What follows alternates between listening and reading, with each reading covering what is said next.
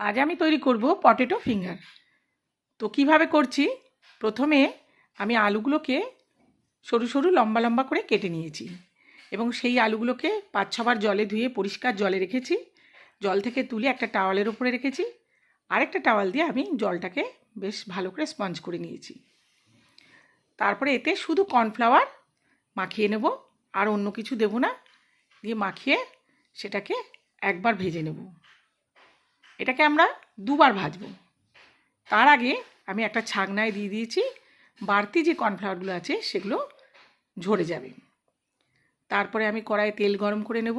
গরম তেলে এগুলোকে হালকা ভেজে তুলে রাখবো। হালকা ভেজে তুলে রাখার পর আবার আমাকে দ্বিতীয়বার ভাজতে হবে, তবে এটা খেতে ভালো লাগবে। আপনারাও আপনাদের ছোট ছেলেদের, বড়দের সবাইকে করে খাওয়াতে পারেন। তো বিট নুন, চিলি ফ্লেক্স, গোলমরিচ আর গার্লিক পাউডার একসাথে করে নিয়েছিলাম আমি। এই মশলাটা আমি শেষে মেশাবো। আলুগুলোকে ঠান্ডা হয়ে যাওয়ার পর আরেকবার আলুগুলো আপনারা ফ্রিজেও রাখতে পারেন। তারপরে আবারও তেলে ভেজে নিয়ে মশলাটাকে মাখিয়ে নেবেন, তাহলেই তৈরি হয়ে যাবে পটেটো ফিঙ্গার। তাহলে আপনারাও করে খাবেন। লাইক অ্যান্ড সাবস্ক্রাইব করবেন। টাটা।